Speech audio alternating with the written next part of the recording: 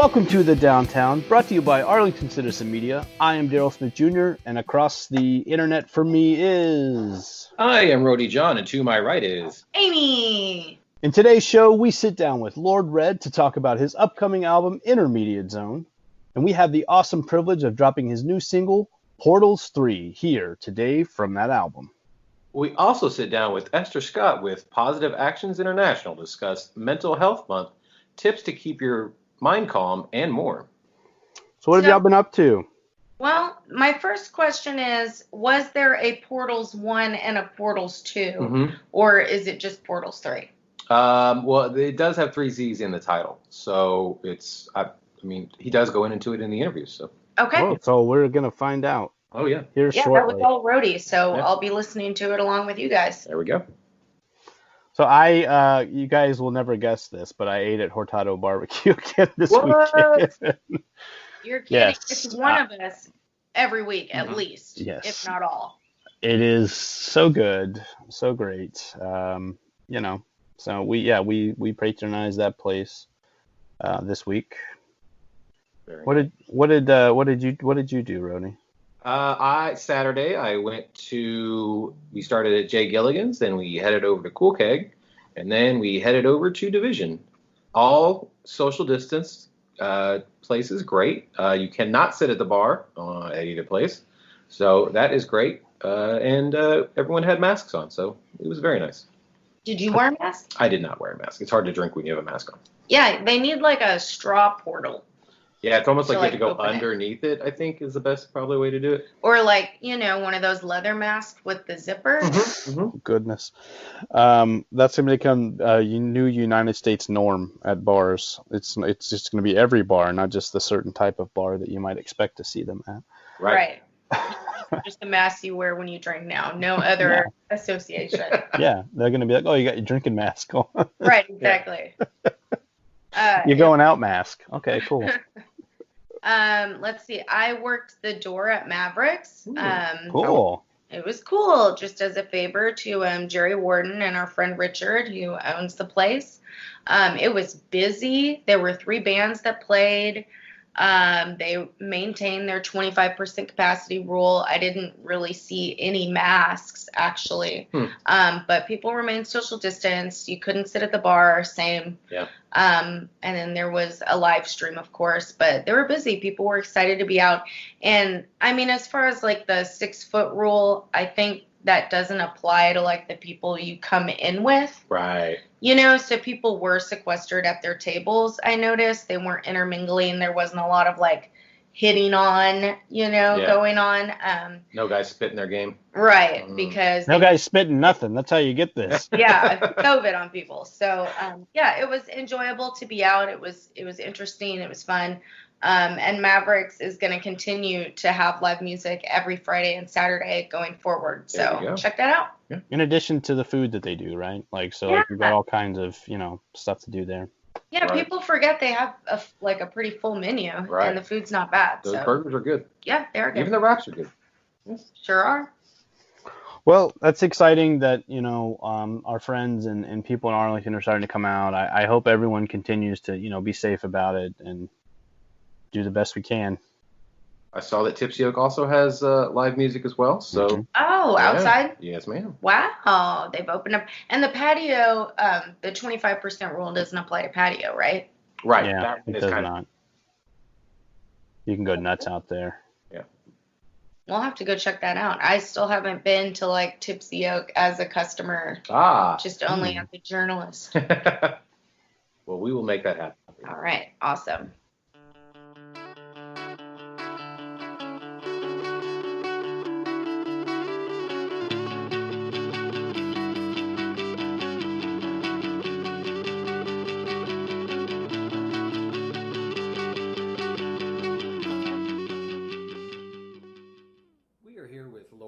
How are you today? I'm good. For those people who don't know you or your music, how would you describe Lord Red?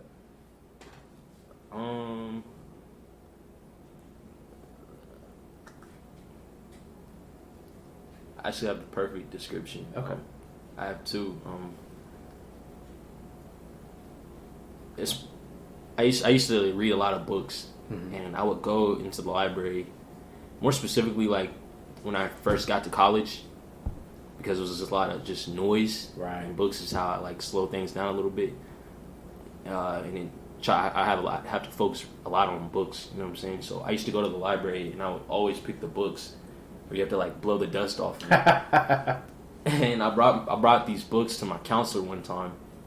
I didn't bring them to her, but I was talking to her, and she noticed one of the books that had dust on it still. And she opened it up, and she looked inside of it and said, "Why do you always get old books?" She's like, "The last time this book got checked out was 97 or something like that." I was like, "Wow, that's crazy." I was like, "I don't know, that's where all the knowledge is." So I feel like I come from a family with heavy like spiritual knowledge. Okay. I feel like I'm a dusty book filled with esoteric knowledge, probably. And another thing, one of my friends called me like a walking mushroom or something like that, because everywhere I go, I'm like feeding people some kind of knowledge they didn't know they needed or something like that. I like it. But yeah, those are walking mushroom and a dusty book. So you had just finished your debut album, Intermediate Zone. Yes, sir. When will it be released? Where can people find it? And what can people look forward to? Actually, let me check my calendar. I think it's June 16th. Awesome. Is where I just said it's 4 weeks from today. So Okay. it's good to set your release dates like 4 weeks into the future. That makes sense. That way you get the promo and... Yeah, June 16th. Gotcha. It's actually a day before Juneteenth. I think June 17th. Which I think I got booked for a show in North Carolina, but it might have got canceled. But yeah, I kind of wanted to give a little bit of time for the coronavirus thing to die down if possible, and I really just wanted to finish the project and give it like a good 4 weeks to marinate and get on all the stores before I release it. Makes sense. Now, what can people look forward to with the album? 12 songs of just kind of joining me on my walk, like just in my mind. Yeah. Kind of like the movie Get Out or Us or something like that. I went to the movies and watched it, and I realized after watching those movies, like, wow, we really just went into Jordan Peele's mind. Like, that's all it was, really. But it was still, it was beautiful. It was art, and that's what makes things, so great. Because I don't feel like anybody really owns specific ideas or anything like that. But we all just, who picks up on it first, like an antenna. Right, exactly. I have a lot of ideas, and I feel like I'm just interpreting them in my own way and from my viewpoint. And I feel like I'm giving people something new to listen to. People call it like a dark gospel type. Oh. It's like, it has like a gospel, it's a little bit of inspiration, but it has like a kind of like a horror take to it. So it's a little bit dark and grimy, but it's try to go bar for bar. But there's a couple of slappers on there. There's a couple of like bangers, like 3 or 4 maybe, that are just kind of turn up. I like that. Now, is there a flow throughout the whole album, or is it kind of track by track is a little different? Originally it was gonna be, it's kind of like track by track, right? But it was kind of a story. It wasn't until I started adding the intro, the outro, the interludes. Right. And originally I had ordered it via or by like the tempos. So slow songs first, then as it speeds up, that's like the rising action, and then there's the climax, and then you slow down the tempos and you like order them by the track tempos. Right. I had it like that first. And then I realized after listening to it again, after I made the interludes, I was like, wow, this is actually a story that I'm telling. And I need to like put them in that order. You know what I'm saying? So it's kind of a story. It's kind of a story. Okay. Yeah, and it's pretty much like, if we're talking about actual flow, like it's like it's a little, I think the word's monotone, I guess, a little bit, but I changed my flow up and my flow up a little bit, and my vocal inflection a little bit on a couple of tracks. But yeah, it's kind of a take on, because a lot of the songs are written and performed, in those insomniac times. Right. So it's kind of coming from a tiredness perspective. Even the front cover is like a tired version of me, you know what I'm saying? Ah, okay. Now, you've said that making music is therapy to you, and you just mentioned that the album is in fact kind of inspired by your dealing with insomnia. What do you feel is something that people could take away from that? That's a good one. So I pretty much, like I was saying, like when we were talking, like it's not like insomnia, because you know, like there's some people who like literally have it, and then there's some people who I feel like everybody in our generation kind of just has a certain level of it already because they're technology, fast speed and everything. Yeah, you're constantly looking at devices and stuff. Mine's a little bit more severe than that. Okay. At some points in my life is what I meant. This one is kind of based off the last 6 months when I had it at one point, again, when I was going to PV, and then some of it is inspired by situations that happened in high school. Gotcha. From when I really had it, and I wasn't sleeping for days. It's when I was in like calculus, pre-cal, physics 2 AP, all AP classes all at the same time. Right.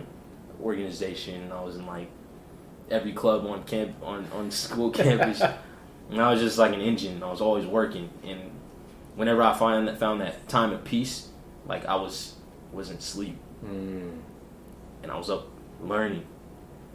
I was almost scared of the concept of sleep because I was like, while I'm asleep, I'm not working. It was like working all day. It was like a high to it. You know what I'm saying?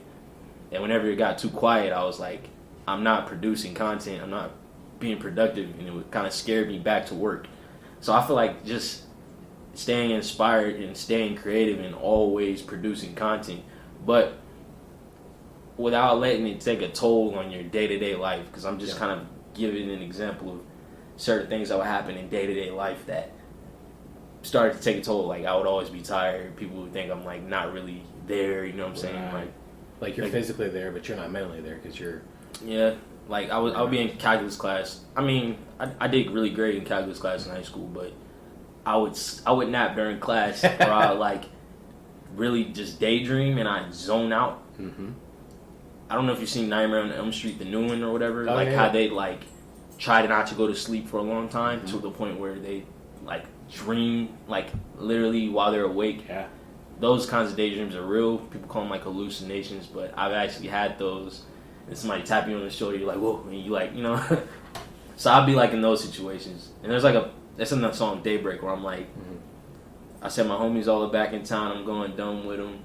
But little do they know my mind is always caught in the astral, my brain being the highlight tower of Babel, something like that. And that's like the concept of just kind of being disassociated at some points. You know what I'm saying? Yeah.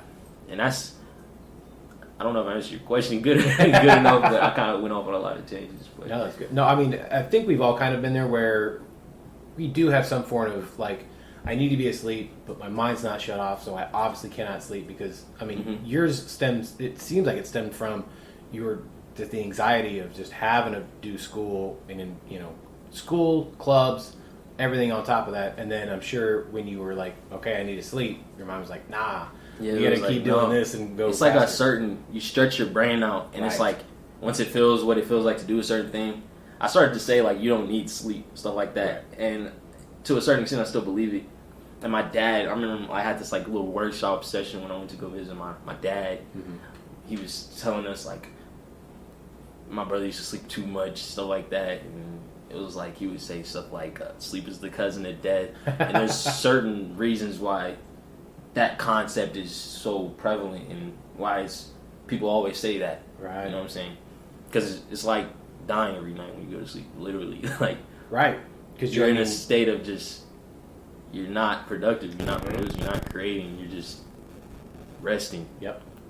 Kind of like being depressed, how they say, like, deep rest. And it's like, if you look at, like, study, like, waves, it's just like that, just stagnant wave. It's not really making a lot of dips and dives and hitting highs or lows. It's just... Yeah, you're not getting that REM sleep that you need to really, like, clean your brain out and just rest it out. That's the thing about not sleeping. You bring the stuff that's inside here out here. Yes.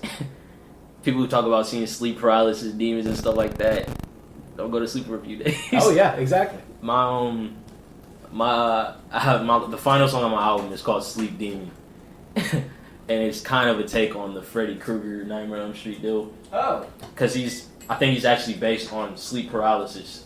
And, you know, the sleep paralysis demon or whatever. And I think I've actually heard of people who suffer from severe, like, sleep paralysis and stuff like that, who actually have like strokes in their sleep and stuff like that. And that's a real thing. And that's kind of what the Sleep Demon song is about, just struggles with that. And then it's also like the you ever heard like succubus and incubus and stuff like that. Well, that's what the band was named after, Sleep demons. And it's just so much stuff like that. It was something else I was trying to get at. I forgot where I was going. But it's really just the ending is just Sleep Demon. It's about certain things that's going. I'm like, Freddy hasn't had enough. These demons want to catch me sleeping and stuff like that. Because that's, I just I feel like there's some heavy in like sleeping and being vulnerable to whatever, the darkness.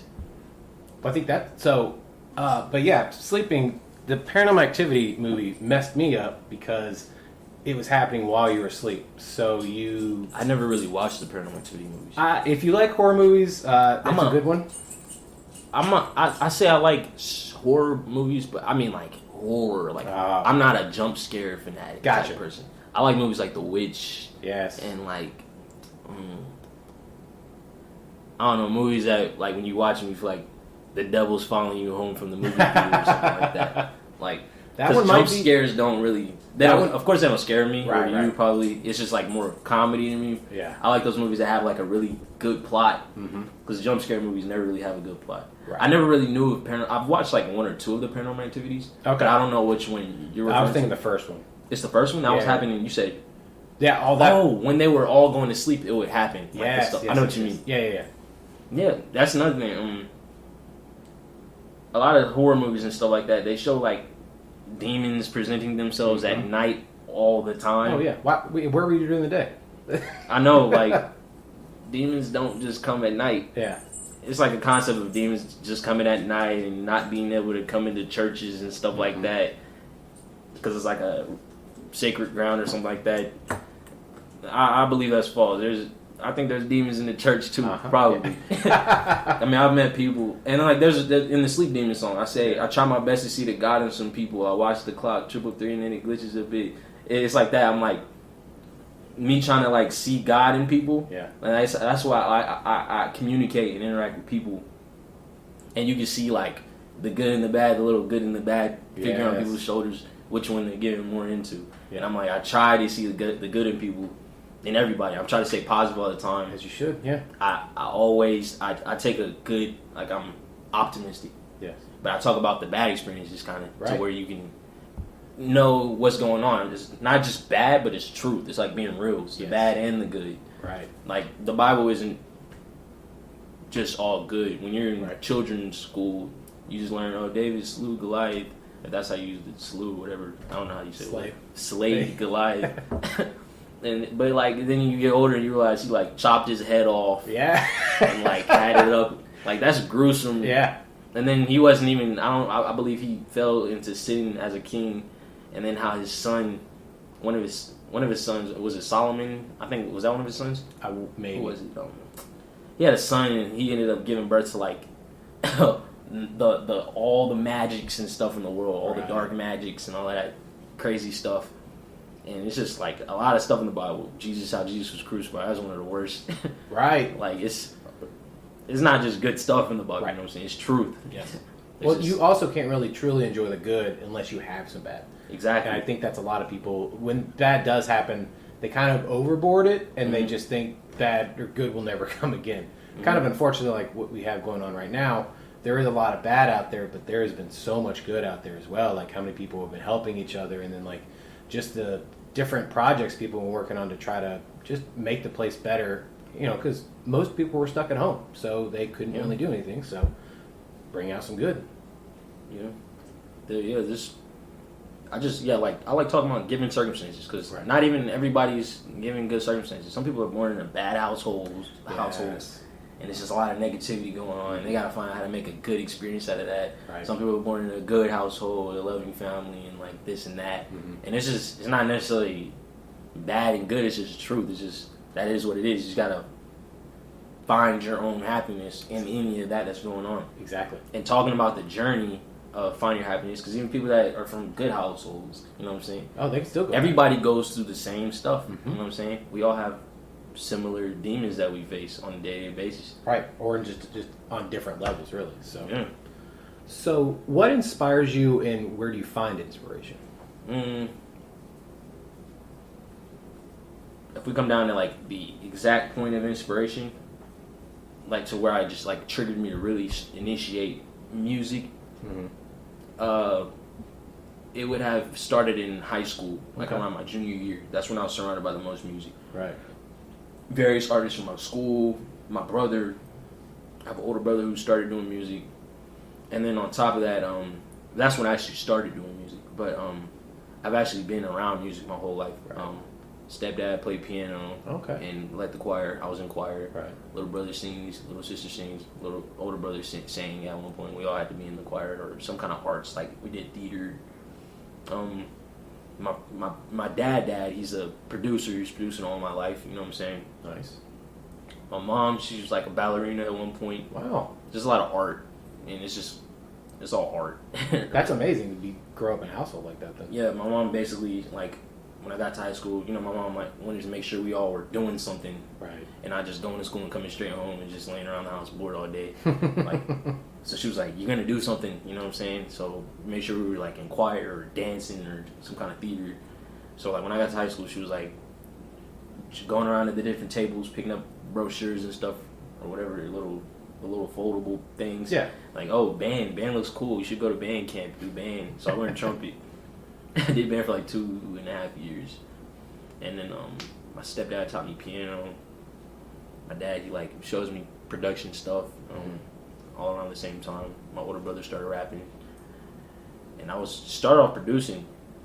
My rap sucked. I mostly used to like freestyle because I don't know, I just didn't want to write. Right. It's like a big thing in rapping when you don't write and you're able to produce like good content. Well, Jay-Z Yeah, is obviously like the number one. Lil Wayne used to say all the time, like, I don't write none of this. Right. I just spit it, and it's always like, how is he just coming up with this off the top of his head? Yeah.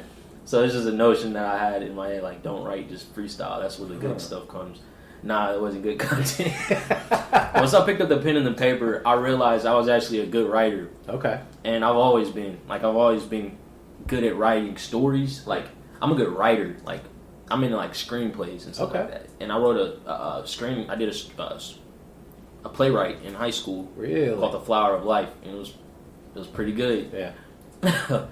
I actually had an opportunity to do a little production of it at school, on stage in front of like our class, and it received some good feedback. Like, that was my first time really doing a playwright and having the props and actors to play it out, and it was actually like, wow, this is like really good. And that's when I started pursuing like writing a little bit more. And I started was like, let me try to do like screenwriting. You know what I'm saying? And tried to. I have this one I'm working on called Parallax. Okay. And it's about space. Ah, nice. It's a sci-fi, and it's about these twin brothers. And I don't want to get into it because the plot is so good. I told my dad one time, like, pretty much told him the entire plot. He was like, "Don't tell anybody. Somebody's gonna steal that." Have you written it all out yet or no? When I was in high school, I wrote a lot of it. Okay. And I don't know what I was on, but I didn't have it backed up like on Google Drive or anything. I had it on a flash drive. Right. And I was taking time in my class, and I was typing it in class when we weren't doing anything. And I left class without it. And this is like engineers. Yeah. You see a flash drive, you take it. Uh-huh. I don't do that, but I realized I didn't have it immediately after the bell rang, and I was in my next class, and I was like, oh, snap. And I ran back to the last class to go get it, and it was gone. My flash drive was gone. And then since then, I just started trying to write on it piece by piece. I actually don't have a lot at all right now, but I had the entire content, the whole plot is in my mind. I just have to put it on the paper. Well, there you go. I feel like one day I want to go. I think after I get my degree, I want to go to like film school or something like that. Right. Learn how to really do this and like possibly get it developed. That's a dream of mine. If I can get like a movie done, like that would be crazy. Yeah. Like, that's a dream of mine for sure. So you're still a student at UTA. Yes, sir. How what are you getting your degree in, and how is it with the entire pandemic situation? Electrical engineering. Okay. Doing online, it was pros and cons to it. Right. Pros, you kind of just do when you're ready, kind of, but you don't gotta like go to a class and walk around campus and stuff. But then that's also a con because you want that college life. And I just transferred here. I didn't technically get a chance to go to UTA. Oh, really? Yeah, I went to class for like 2 weeks. Oh, so this semester was your first semester? Mm-hmm. Oh, wow. I got here a week late. Moved in, was here for half a week. Mm-hmm. My grandfather passed. I went to Virginia. Was there for almost a week. Then came back. I'm in class for like 2 weeks. And then a spring break. It's something like that. It was like spring break. And then spring break is extended. Then the coronavirus. Classes are online. I'm like, wow. Like, I only did like 3 to 4 weeks of school. Like, but online, it was some pros and cons to that. It was just, I like doing things on my own time and like really working on it. But it's just like the deadlines, they just come up like crazy. And you don't see when something's due. But I got all my assignments and I got good grades this semester. That's good. Passed everything. That's all that matters. And they do the whole pass fail thing. Calculus is hard. I did good in that. Did good in my writing classes and everything. So I'm solid. There we go. So, like you said, you play the trumpet. You're a pianist. Yes, sir. You're a producer. You're a rapper. Obviously, you're a writer. You're also a cartoonist. Oh yeah. What else is something that people wouldn't expect from you?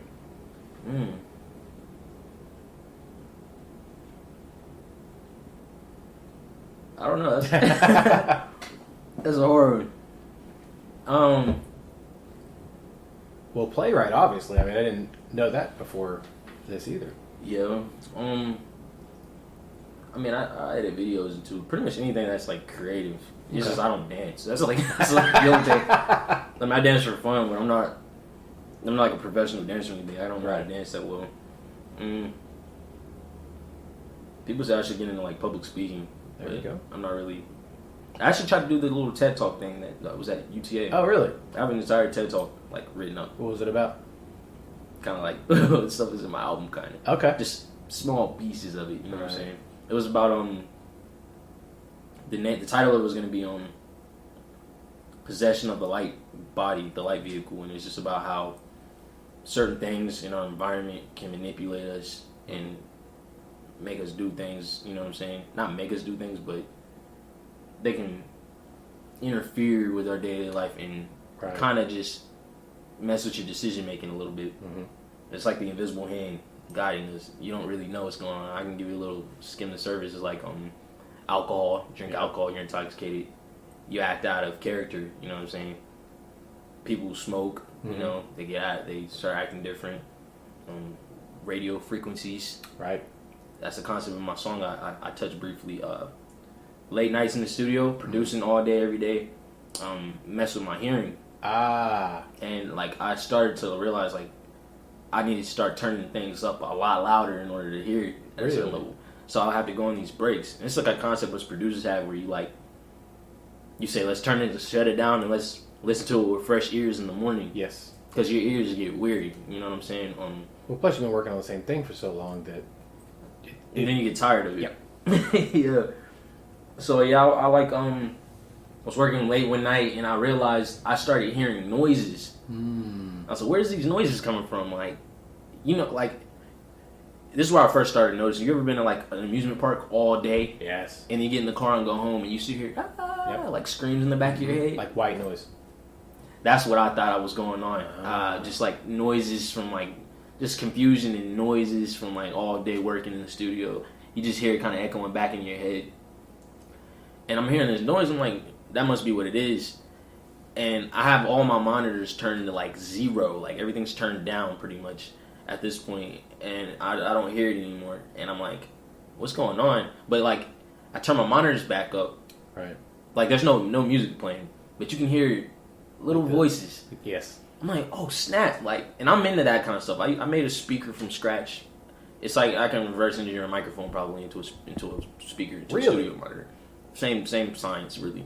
And I realized, like my speakers are picking up on radio frequencies that are just flying through the air, and that's when I started thinking like, I thought I was going bananas. Like I thought this was in my head, you know what I'm saying? But we kind of work the same way in certain ways. Right. We pick up on frequencies flying through the air. Like people are big on the whole 5G thing. Right. I'm not that big on that, but our speakers pick up on. It just opened my mind to the possibilities that wow, there's probably millions of messages and sound frequencies flying through the air on a daily basis, and we don't even see it. We don't see it. But it might be messing with our bodies, our body chemistry. And music does mess with your chemistry. Oh, yeah. I know you've seen the little water tests where people play certain music, like trap music, and it affects water in certain ways.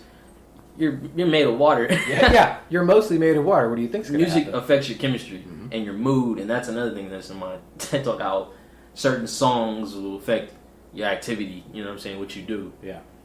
It's just basically about that, like how things can manipulate you, you know what I'm saying? It's kind of like, not enslavement, but just manipulation. It's kind of like, and then hypnosis. Right. The real, the fake, the parlor tricks and the actual hypnosis. Yeah. Like, some people say it's fake, some people say it's real. There's real versions of it, I believe. Oh, without a doubt.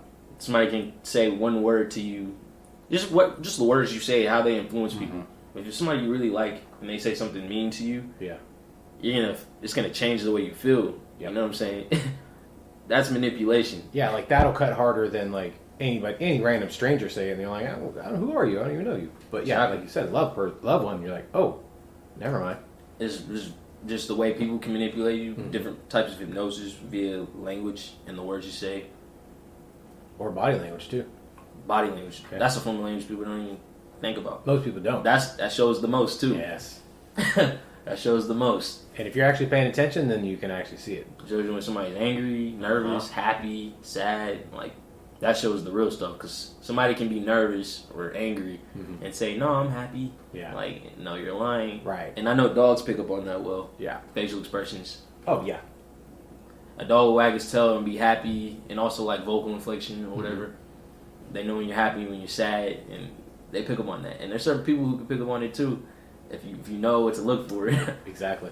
But yeah, that's what the TED Talk is about, just stuff like that. Okay. So we have a segment on the show called the Tournament of Toppings. We're trying to find the best pizza in Arlington. What's your favorite pizza place in Arlington? Pizza place? Yeah. Oh man, I haven't even really. I'm from Dallas, but okay. Well then, where in Dallas do you like? I don't. You don't go to pizza? I don't really like have a pizza place in my mind. I've been out of here for so long. Like I was out of Dallas for like 4 years. Okay. Just in college at PV. Yeah. Going back and forth from Ohio. I can't even think of the names of these spots. Well, when you get back to UTA, Old School is basically right on campus. Old School? Yeah. I haven't had that. Oh, it's very good. I literally stick with like the mainstream pizza places. Makes sense. Really. There's a lot of good Domino's and pizza. There's some good pizza here in Arlington too. So I need to. You gotta put me on some pizza places. Oh yeah, without a doubt. I'll give you a list when you leave. Okay. So what's next for Lord Red? Growth. Good. I just want to grow. I just want to grow at any chance I can get without being like, I notice like I don't really pay attention too much to the numbers, but once I've been making music for too long and you see the numbers aren't growing, you know what I'm saying? You start to say, it's time for some growth. Like, what can I do to reach more ears, you know what I'm saying? And that's kind of what this album is going to help me do a little bit, and I just want to grow, you know what I'm saying? Get my message to as many people as possible, share my story, you know, that's pretty much it. And I want to do something big, I know that much. Good. I want to do something big with not just music, but like in the world, you know what I'm saying? Yes. I don't know why, but I feel like it has something to do with technology and somewhat space exploration. There we go. Something in that field of some sort. I don't know. Because I know we're destroying the planet. Yep. They're talking about terraforming other planets or whatever. Right. The Earth is our placenta. Like, without the Earth, we're dead. You know what I'm saying? We come from the Earth. We need it. That's where all of our resources come from. You kill the Earth and you terraform another place. You don't have no more resources from the Earth. We're doomed. I mean, We gotta find a way to save the planet.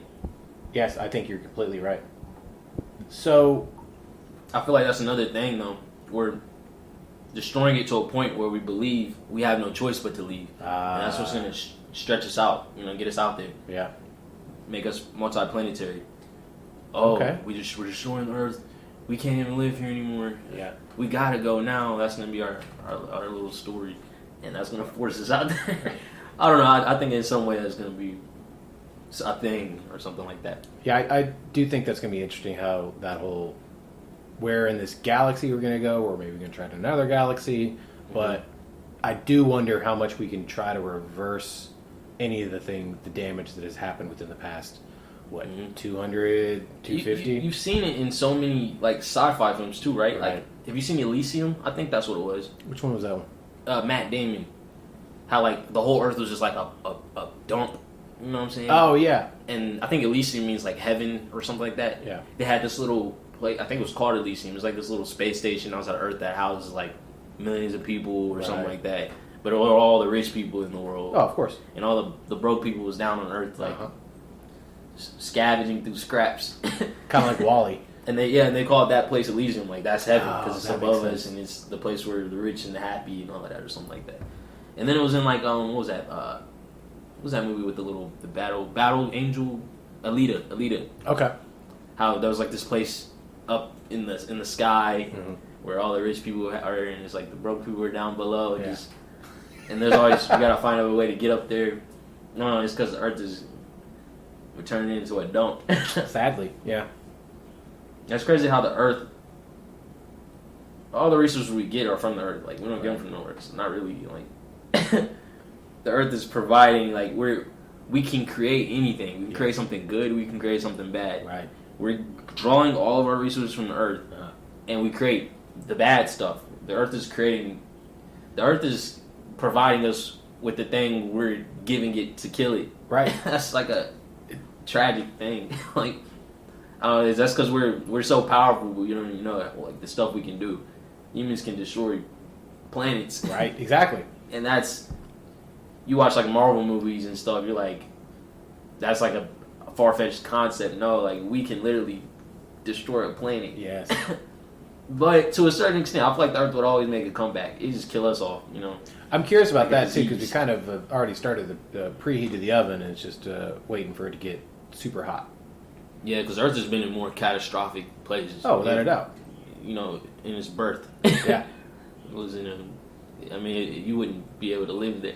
No. Oh, no. If anybody were to time travel and go back there, that's the last place you want to go. And then stuff like meteors hitting and stuff like that. And the Earth has been through worse than what we put it through. Right.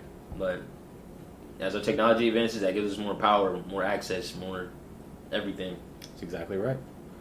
So your album comes out June 16th. Where can people listen to it, and where can people follow you on social media to help put out the good word? All platforms, Gotcha. Spotify, Apple Music are the most important, I believe. Right. Then Tidal and SoundCloud, YouTube. My handle is Lord X Red. So at Lord X Red, LORDX Red, RAD. Comes from my name, Jared. Yeah, that's that's my handle. I run a business actually. Oh, really? 333 Media. Okay. And that's coming back. It's making a comeback. And that's, I believe it's just at 333 Media on Instagram. Mm-hmm. And then on Twitter it's like actual 333 Media _ Nice.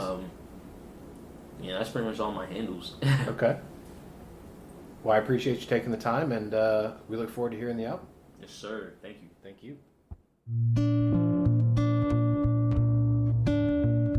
Hey, yeah. I don't know how I got here, but I'm here. Yeah. I'm feeling infinite, immortal. I came here from my mama like I stepped in from a portal. Feeling like I'm drowning in the deep without a snorkel. Never talk to Jakes cause I ain't feigning talking doors. So homies rolling with a tech and not a deal, they got no morals. I just talk to spirits, use my lyrics, I ain't normal. Seen a couple angels living life like paranormal. God is like my friend, but I ain't talking to him formal. That's blasphemy, angels looking back at me. Remember 5th grade, all the kids was trying to laugh at me. Now I'm thinking God I'm free, was held up like some gravity. I did send some genies for their beanies, now they mad at me. I'm feeling like I'm Batman in the dark night. Never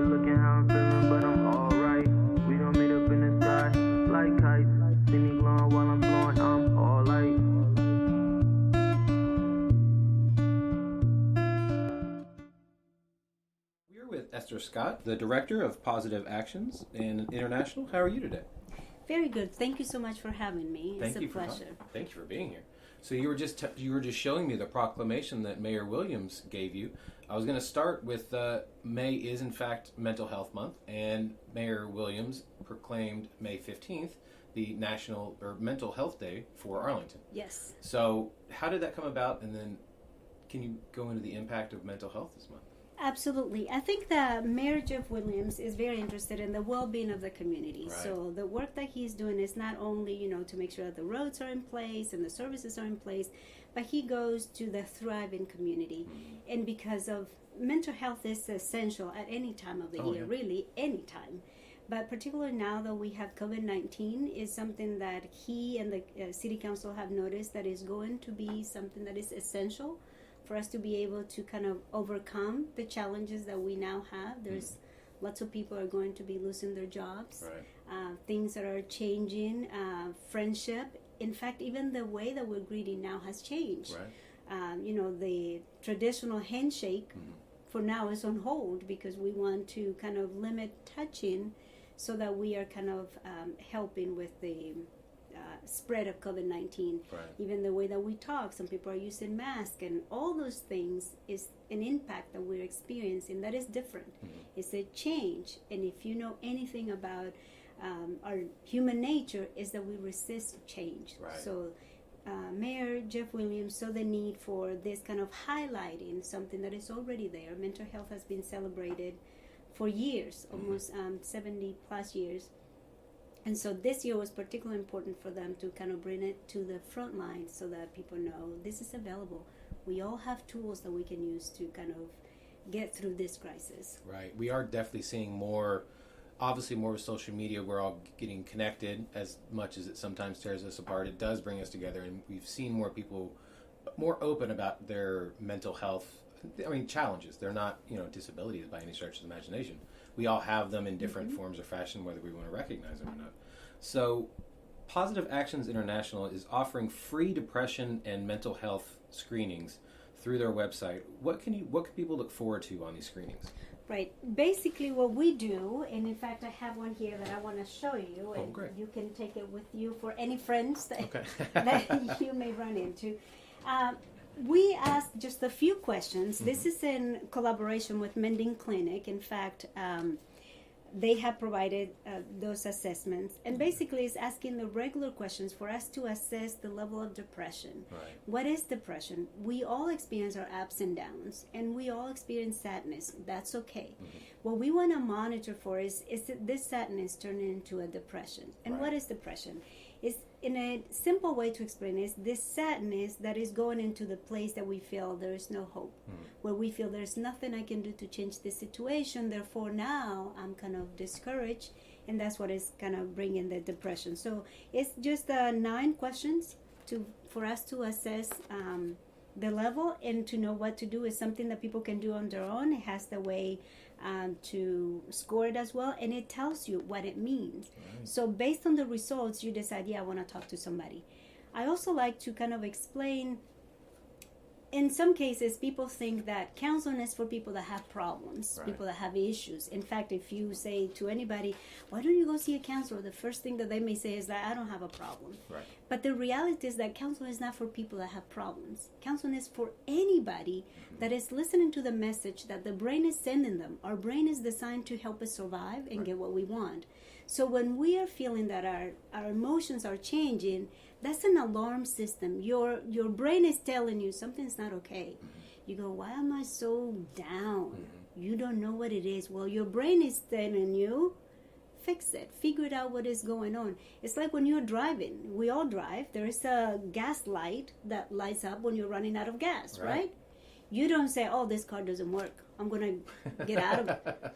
No. Most people think, I'm going to take it and get gas. Right. So this is what our emotions are telling us. If you're angry, there's a reason. Anger has a function, and it's probably a perceived injustice. This is not okay. I'm not going to keep up with this. So your brain is alerting you. If you're feeling down or kind of teary or crying or don't want to get up or all those things, your brain is telling you, talk to somebody. This is not okay. But if we learn that man, don't cry, or that you're not a baby, then we kind of keep it in. And now we're not paying attention until it's too late. Yeah. Going back to the car. The car, you are supposed to change the oil every 3 months or every 3,000 miles. I don't know. No, that's roughly right. Yeah. But I'm not a that's big car person either, but that's about. But we have to change the Right. oil, right? So if we don't, we can continue to drive. But there is the risk of potential damage to your car Right. because it either dried out or it's just not good for the car. It's the same for our minds. If that's a car that we're taking good care of the car by changing the oil, who is to say that our mind doesn't need a checkup? Right. Doesn't need to figure out, because we have a lot to deal with, particularly during this time. And that's what counseling is. It doesn't mean that there's something wrong with you. It means there's something right with you, and all your alarm systems are working. And your alarm system is telling you you're different. You don't feel like you want to go outside. You don't want to talk to anybody. What's up? What's that? So let's listen. Right. So those are the assessments. So we have one for anxiety and we have one for depression. They can stop by the office and pick it up. They can do self-assessment. It is all in there, and it tells you what to do if you recognize some of it. And what's the website they can go to? They can go to mendingclinic.com. Okay. They can make an appointment, or they can swing by the office. We are here and we have it, so they can pick it up with us. Very nice. So people are still obviously quarantining themselves, and obviously we have some people that are out and about. And then with the more things opening, you're going to have more people go out, but you're still going to have the people that are worried about staying in. So no one really has a routine anymore because of the fact that everything kind of got put on hold, or you lost your job, or maybe you work from home now. What can people do to help at home to help their mental state just to be more healthy?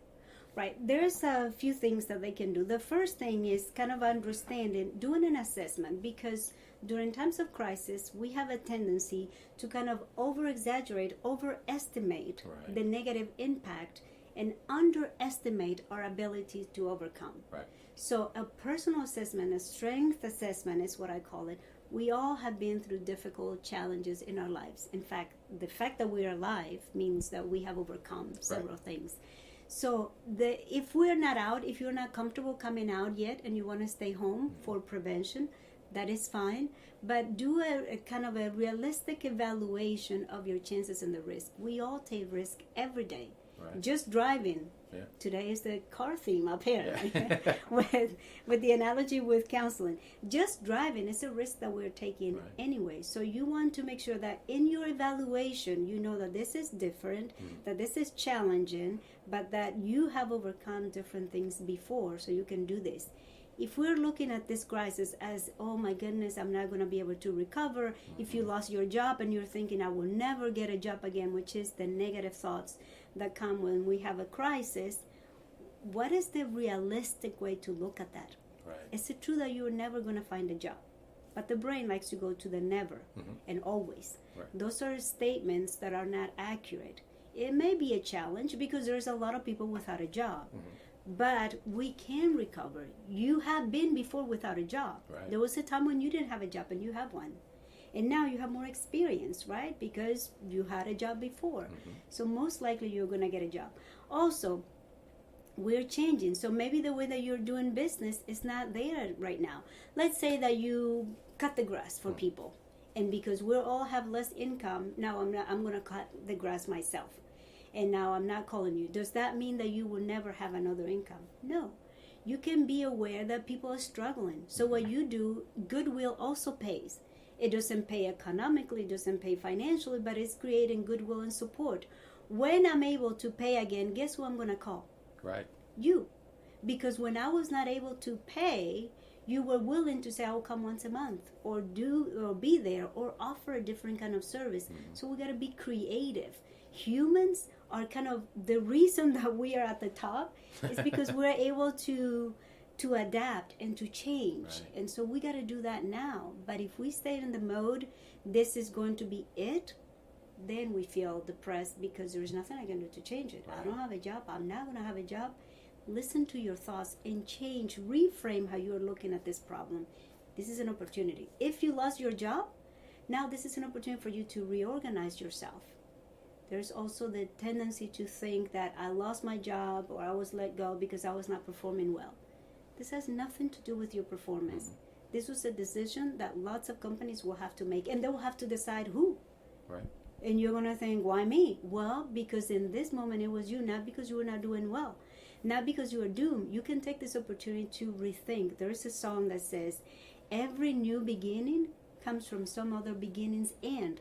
This ended, you lost this job, but now you can prepare for a different job. Maybe you're forced to venture into something new. Right.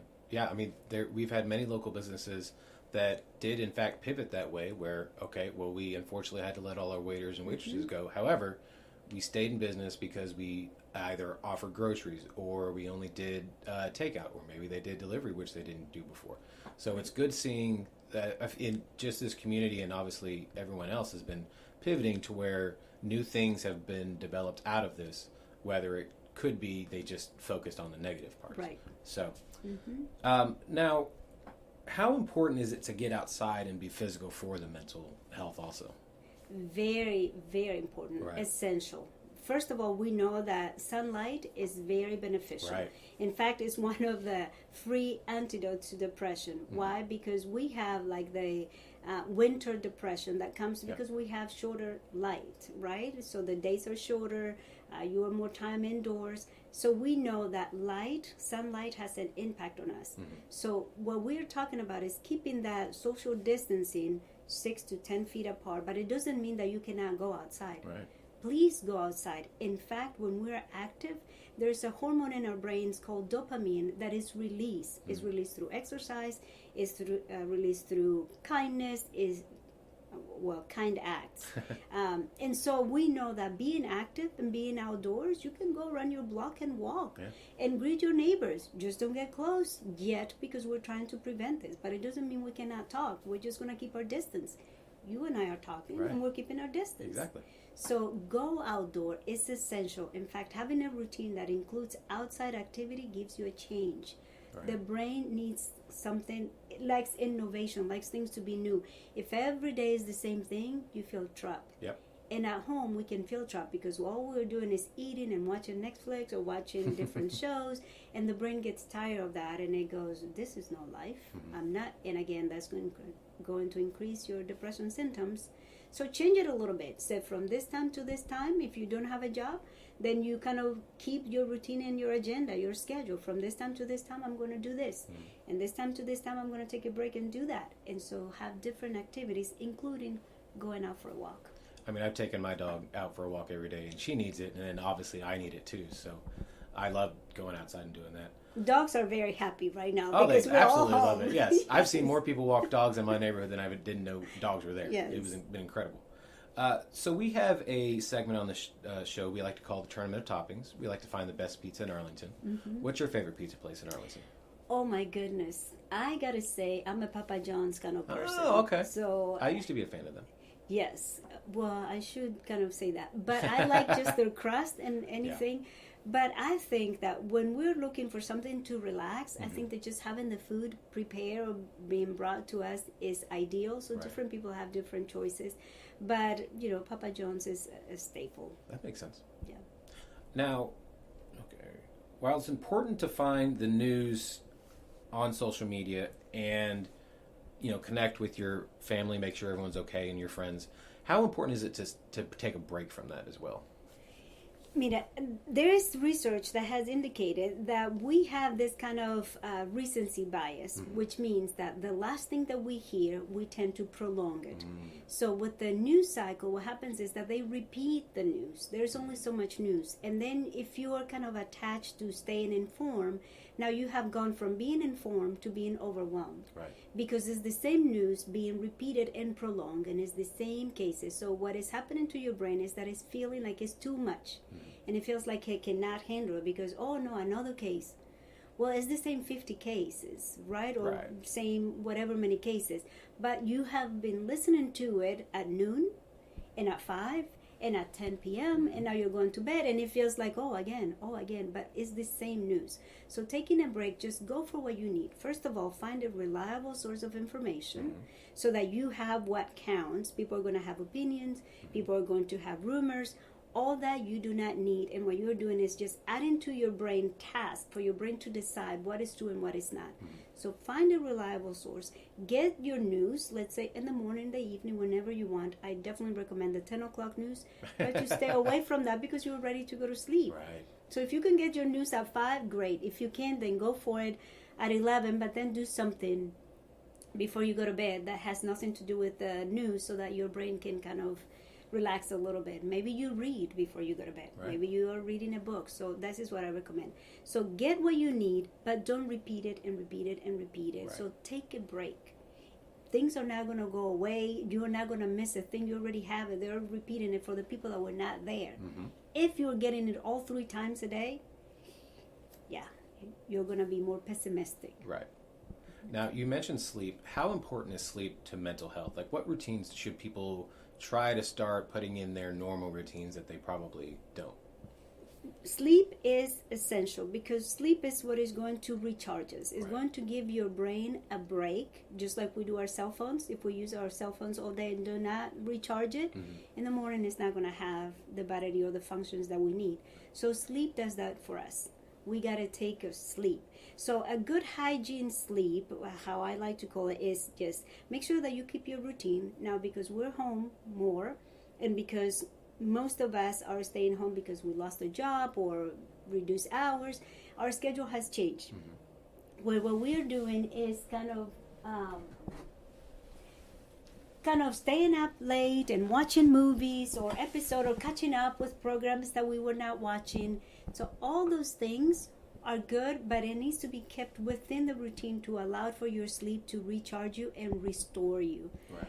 When we are lack of sleep, we're more forgetful, we're more distracted because the brain didn't recharge. So Right. you want to keep that. Now, your schedule needs to kind of be similar and try to include at least 6 to 8 hours of sleep. Different people need different functioning, but ideally anywhere from 6 to 8 is enough for you to recharge. Right. And then, now I cannot go to sleep. Well, we are all experiencing this stress. And stress comes from a perceived threat. And the perceived threat right now is that I may not have a job tomorrow. I don't know when the economy is going to go back to being normal. I don't know when we can touch again. All those things are reality that are in the background that is keeping us on alert. We're designed to be on alert when we perceive a threat. Right. So going to sleep is going to be a little bit of a challenge, but there are things that we can do to reduce the stress so that we can get the sleep that we need. So it starts with a good routine. Please know that you need your sleep. Try for it. Don't stay past your bedtime watching TV Right. and then saying, oh, I'm just going to get up tomorrow at 9. In most cases, it doesn't work that way because, again, the sunlight is going to wake you up by design. So we want to make sure that we keep those. Another thing that I recommend that we stay away from is just the social media and that cell phone at night, which most of us do. Right. We're ready to go to bed. We bring the cell phone to our bed and we're looking at it. You have heard 1,000 things about the blue light on the cell phone. So now we have this protector that turns it into red to minimize the waking up of your brain. Right. But still, the news that you're getting when you're ready to go to bed is actually kind of alerting you. So you're not going to relax. You're going to be kind of active when you're trying to sleep. But because you cannot go to sleep, you're going to stay longer on your phone and the cycle begins. So recommendation, 30 to 40 minutes prior to bedtime, put it away. So it's going to be hard for a lot of people to do, but it's something that definitely needs to be done. Right. Yeah. Check your cell phone, check your social media before you go to bed. But Right. if you're planning on going to bed at midnight, then the last use should be 11:30. Yeah. If you're planning to go to 10:30. Just give yourself 20 to 30 minutes, if 40 if you can, just to disconnect. And then that will help you to go to sleep. There we go. So where can people go find more information and go get themselves screened? Absolutely. We are Positive Actions International. They can find us at positiveactionsinternational.com. Right. That's our website. They can also find us on Facebook. Again, Positive Actions International. They can find us in Instagram at Positive Actions International. And they can send us an email at positiveactionsinternational@gmail.com. And they can request the screening and we can send it as an attachment. They can do it on their own. And if they find that the levels are too high, there is a results indicator. If the level are outside the norm, then they can make an appointment with a mental health provider, a medical provider, or in some cases there is kind of practical things that they can do at home, like for instance, reducing the influence of negative information, going out for a walk and different things. Right. And we try that first. If they need more than that, then we do a deeper assessment and we move forward. That's great. So thank you very much for joining us, and we look to talk to you again. Thank you for the opportunity. Anytime.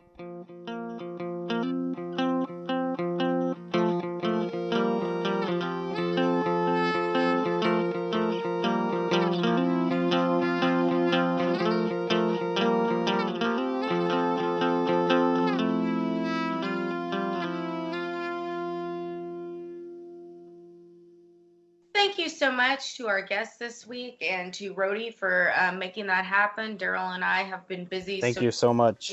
Ourselves. Thank you for taking the lead on that, Hey, no Rhodey. Great interviews that you did. Great guests. And Go rediscover your city.